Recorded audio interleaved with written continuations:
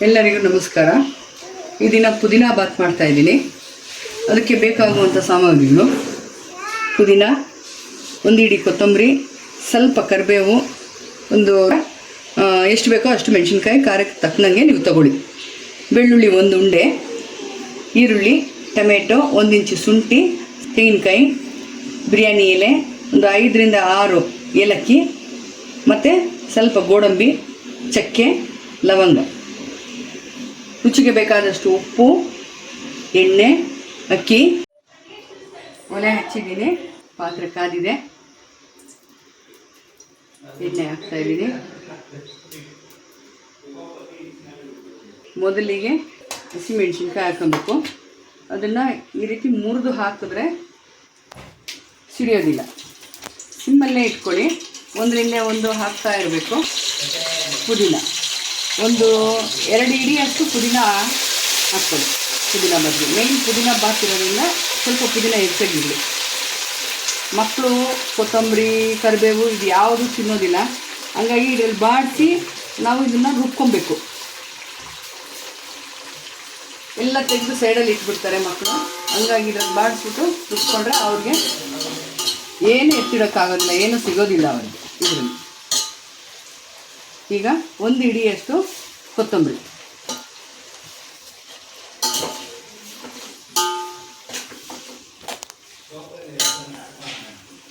ಈಗ ಕರಿಬೇವು, ಸ್ವಲ್ಪ ಕರಿಬೇವು, ಮತ್ತು ಬೆಳ್ಳುಳ್ಳಿ, 1 ಉಂಡೆ ಬೆಳ್ಳುಳ್ಳಿ,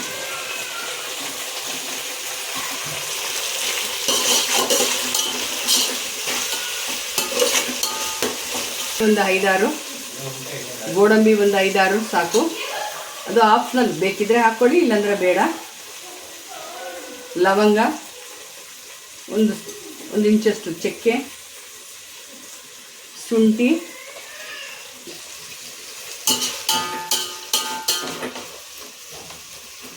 ಈಗ ಸ್ವಲ್ಪ ಇದು ಬಾಡಿಸ್ಬೇಕು. ನಾನು ಇನ್ನೊಂದು ಸೈಡಲ್ಲಿ ಬಿಸಿ ನೀರನ್ನ ಇಟ್ಟಿದ್ದೀನಿ. ಇದು ದಮ್ ಮಾಡ್ತೀನಿ ಇವತ್ತು, ದಮ್ ಪುದೀನ ಬಾತ್. ಇದು ಬಾಡಿದೆ.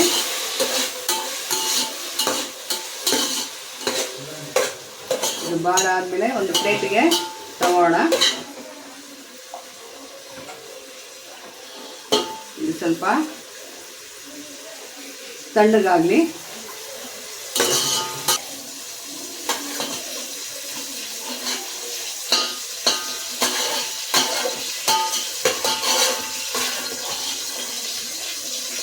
ತಣ್ಣಗಾಗಿ ರುಬ್ಕೊಳ್ಳೋದಕ್ಕೆ ಇದೇ ಪಾತ್ರೆಯಲ್ಲಿ ಸ್ವಲ್ಪ ಮತ್ತು ಎಣ್ಣೆ ಹಾಕ್ಕೊಂಡು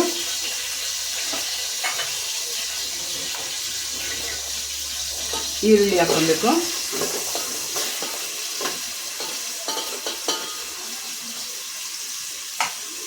ಒಂದು ಗಡ್ಡೆ ಈರುಳ್ಳಿ, ಈಗ ತೆಂಗಿನಕಾಯಿ,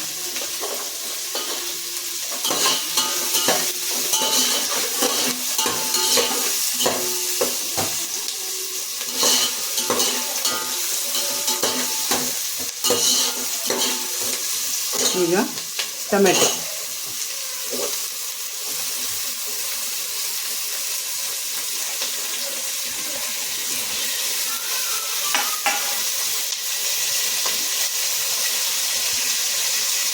ಕಲ್ಲುಪ್ಪು ಹಾಕ್ತಾ ಇದ್ದೀನಿ. ಟೊಮೆಟೊ ಸ್ವಲ್ಪ ಬೇಗ ಬೇಯುತ್ತೆ, ಈರುಳ್ಳಿನೂ ಬೇಗ ಬೇಯುತ್ತೆ. ಮುಚ್ಚಿಟ್ರೆ ಬೇಗ ಟೊಮೆಟೊ ಬೇಯುತ್ತೆ.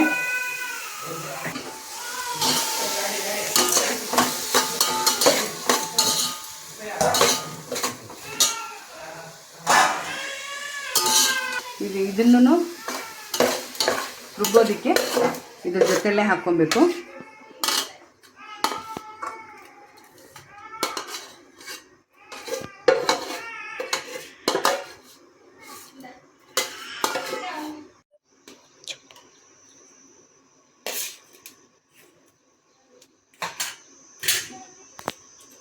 ಇದನ್ನು ಪೇಸ್ಟ್ ಮಾಡ್ಕೊಂಡು ಬಂದ್ಬಿಡೋಣ. ಈಗ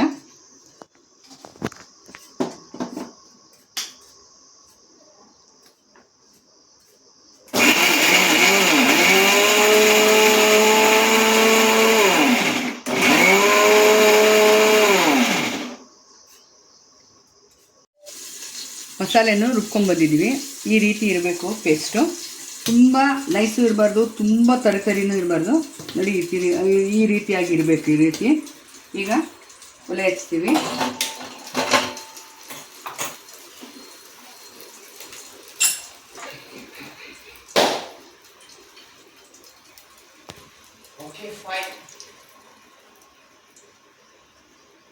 ಎಣ್ಣೆ ಹಾಕ್ತಾಯಿದ್ದೀನಿ. ಬಿರಿಯಾನಿ ಎಲೆ ಹಾಕಿ ನಾವು ರುಬ್ಕೊಂಡ್ಬಂದಿರುವ ಈ ಪೇಸ್ಟನ್ನು, ಮಸಾಲೆಯನ್ನು ಮತ್ತೆ ಎಣ್ಣೆಯಲ್ಲಿ ಹಾಕಿ ಹುರಿಬೇಕು.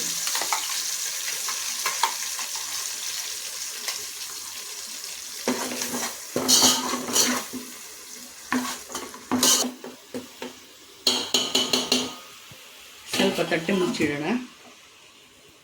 ಸಿಮ್ಮಲ್ಲಿಡಿ.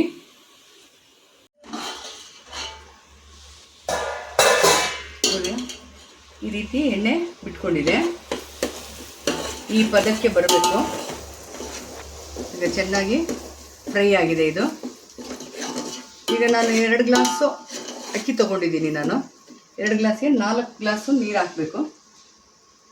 ಮಸಾಲೆ ರುಬ್ಬಿದ್ದು ಜಾರಲ್ಲೇ ನಾನು ಅದನ್ನು ತೊಳೆದಿರೋ ನೀರನ್ನು ಹಾಕ್ಕೊತಾ ಇದ್ದೀನಿ. ಇದು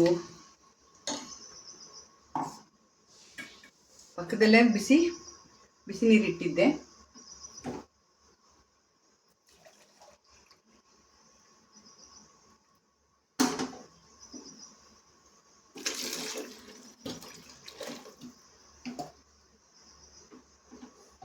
ಒಂದು ಗ್ಲಾಸ್ ಅಕ್ಕಿಗೆ 4 ಗ್ಲಾಸ್ ನೀರು ಹಾಕ್ಕೊಳ್ಳಿ.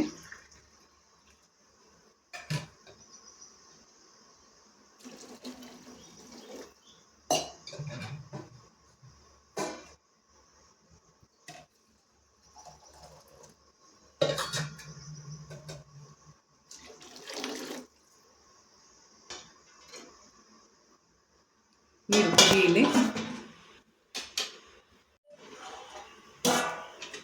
ನೋಡಿ, ಚೆನ್ನಾಗಿ ನೀರು ಕುದೀತಾ ಇದೆ. ತೊಳೆದು ಇಟ್ಕೊಂಡಿರುವಂಥ ಅಕ್ಕಿ ಹಾಕ್ಕೊಳ್ಳಿ. ಹೈಯಲ್ಲೇ ಇರಬೇಕು, ಸಿಮ್ ಮಾಡಬೇಡಿ.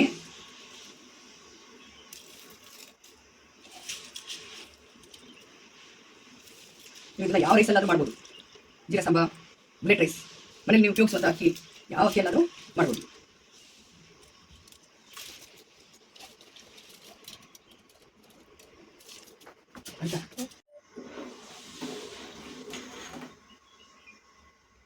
ಈ ಸ್ಟೇಜಲ್ಲಿ ಉಪ್ಪು ನೋಡ್ಕೊಳ್ಳಿ.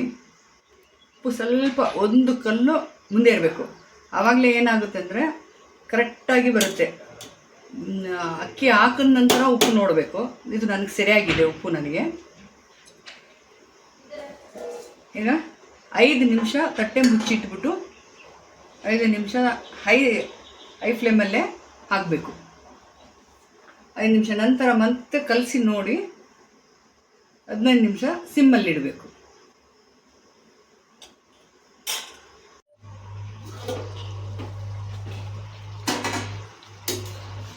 ಈಗ ಕಲಸಿ ನೋಡಿ, ಈ ರೀತಿ ನೀರು ಹಿಂಗಿರಬೇಕು. ಈಗ 80% ನೀರು ಹಿಂಗಿದೆ. ಈ ಸಮಯದಲ್ಲಿ ನಾವು ತಟ್ಟೆ ಮುಚ್ಚಿಟ್ಟು 15 ನಿಮಿಷಗಳ ಕಾಲ ಸಿಮ್ಮಲ್ಲಿಟ್ಟು ಇದ್ರ ಮೇಲೆ ಭಾರ ಇಡಬೇಕು. ಆಗ ಅದು ದಮ್ ಆಗುತ್ತೆ.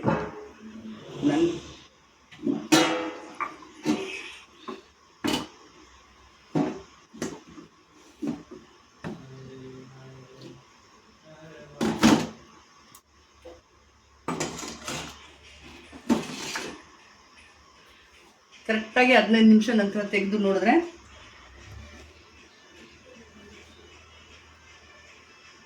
ಉದುರಾಗಿ ಅನ್ನ ಬಂದಿರುತ್ತೆ, ಕರೆಕ್ಟಾಗಿ ಬೆಂದಿರುತ್ತೆ. 15 ನಿಮಿಷ ಟೈಮ್ ನೋಡ್ಕೊಂಡು ಈಗ ಇದನ್ನ ರೈಸ್ ರೆಡಿ ಆಗಿದೆ ಅಂತ ನೋಡೋಣ. ಇದನ್ನೆಲ್ಲ ತೆಗಿತಾ ಇದ್ವಿ.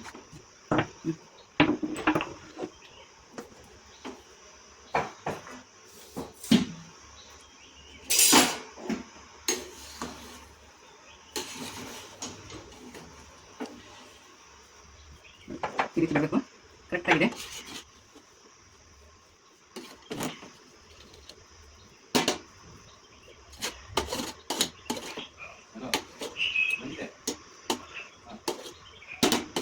ಜೊತೆಗೆ ಮೊಸರು ಬಜ್ಜಿ ಸೌತೆಕಾಯಿ ರೈತ ಮಾಡ್ಕೊಂಡಿದ್ದೀವಿ. ಸೌತೆಕಾಯಿ ತುರಿದು ಇದಕ್ಕೆ ಏನು ಹಾಕಿಲ್ಲ, ಆಲ್ರೆಡಿ ಇದರಲ್ಲೇ ಜಾಸ್ತಿ ಮಸಾಲ ಇರುತ್ತೆ. ಅದರಿಂದ ಇದು ಲೈಟಾಗಿ ಮೊಸರು, ಉಪ್ಪು, ಸೌತೆಕಾಯಿ ತುರಿದಿರೋದು ಹಾಕ್ಕೊಂಡಿದ್ದೀವಿ. ಈಗ ಟೇಸ್ಟ್ ಮಾಡೋದಕ್ಕೆ ನಮ್ಮ ಕ್ಯಾಮ್ರಾಮ್ಯಾನ್ಗೆ ಕೊಡ್ತೀನಿ.